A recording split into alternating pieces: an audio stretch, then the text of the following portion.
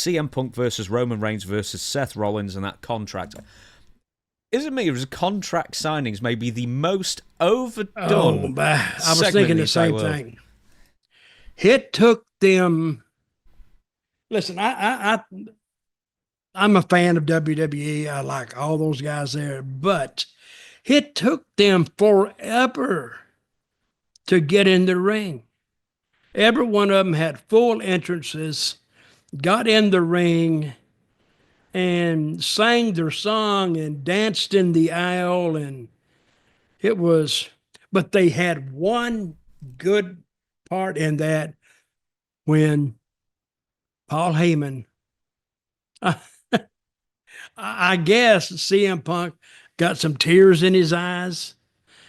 And Paul Heyman went over there and he says, I want you to be happy because, and I think he gave him a present or something. You said it was going to be the main event of night one, WrestleMania. You get your wish that you will be the main event on WrestleMania, because that was one of the reasons that he gave for quitting the last time, because he didn't have the main event at WrestleMania, which I thought, wait a minute. A lot of guys could have quit over that, but that was a big, big issue with CM Punk. But he did quit and stay gone for what, 7 years? Longer? 9? Maybe. Maybe, yeah. Nearly a decade. Yeah, well, maybe more. And that made me think that could have been a shoot. That CM Punk did not know that Paul Heyman was going to come over there and say that to him. He may have known that Paul Heyman was going to come over there and say something, but he said that. And so they gifted him with the main event at WrestleMania. Of one of the WrestleManias. That or weekend. Whatever it said, yeah. But I thought Roman Reigns was a real slimy bastard, isn't he? Who's that? Roman Reigns, where he's like, he was acting that way. Yeah. So, but I think they need to bring him back to heel, because him and Cody got a long run. And I mean, they got it now to where they can pick and choose. I mean, they got a lot of guys warmed up. And I remember SmackDown being, you say, God, they don't have anybody. I remember at one point they got down to Drew. What's his last name? McIntyre. Well, he just jumped over as well to like show up the roster.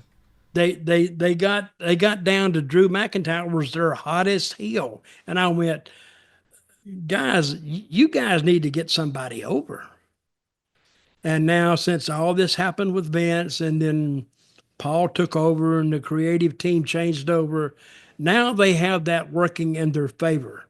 And they got TKO with them, who knows how to promote a show, and they have recovered magnificently.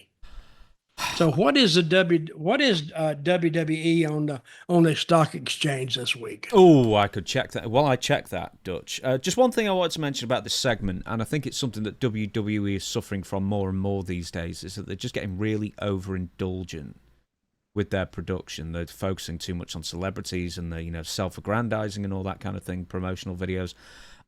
And there's not enough substance to a lot of these shows, especially SmackDown when it's 3 hours. I mean, it's nothing. Half of it is nothing now. I mean, they're really hard to watch, some of the SmackDowns. SmackDown, I was saying, please do something, guys. I mean, it's too long, first of all. Now, how long are they going to go for the 3 hours? They say until June, maybe that. It's not going to be a permanent switch, thank goodness. But apparently it's just going to be for 6 months or so. And to answer your question from before, Dutch, the current stock price as of 4:55 p.m. UK time on a Tuesday is $153. Up or down? I think it's up. Okay. I mean, from 6 months ago, it was about 122. So up It was 25%. 122 6 months ago. Yeah, so they've got up just So it's up 25%. Yeah, 25 or 30%. Yeah. Hey, one more thing that once again, I know you don't like fantasy booking that much, but what do you think won the favour that CM Punk has been owed? Two, when do you think he'll cash it in? When he would cash what in? Sort of the favour, Paul Heyman's favour that he keeps referencing. What favor? Catch me up on this. You've lost me. Hang on, you watched it last week. Okay, right. So Paul I did watch it. Paul Heyman gave him a present, didn't he? Yeah, well, yeah, but Paul Heyman owes CM Punk a favour, and this favour has been hinted at for many, many weeks. Wasn't that it? Well, that's the thing. CM Punk at the end said that's not the favour, and that's why Roman Reigns was sad. Oh well, I don't know what the favor is. There you go. Well, right. Well, what do you think it could be? I think CM Punk is a hell of a heel too. I mean, he can get you to like him. He can get you to hate him. And what makes him that way? Because he can talk. He is a great, great talker. And John Cena is a great talker. Now, I don't know how much of that interview that was John, but it was well done, well executed. And sometimes when you give interviews to these guys, they carry them out, I mean, like Academy Award style.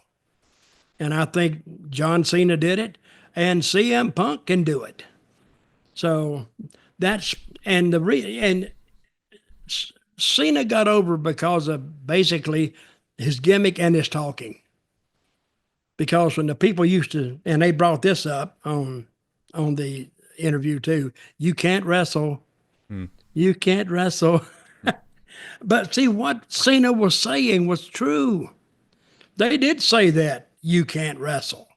And they did hate him. And they got tired of him. But he persevered through all of it, and look where he is today. I mean, that's what I think the fans, every fan that left that arena or every fan that watched that on SmackDown, they enjoyed it. I mean, you're always going to have somebody saying, "Oh, that sucked, this sucked, that sucked," you know. But can't please everyone, can you? No, you can't. If the general conception or the consensus is that it was good, it was good. It's not just me saying it.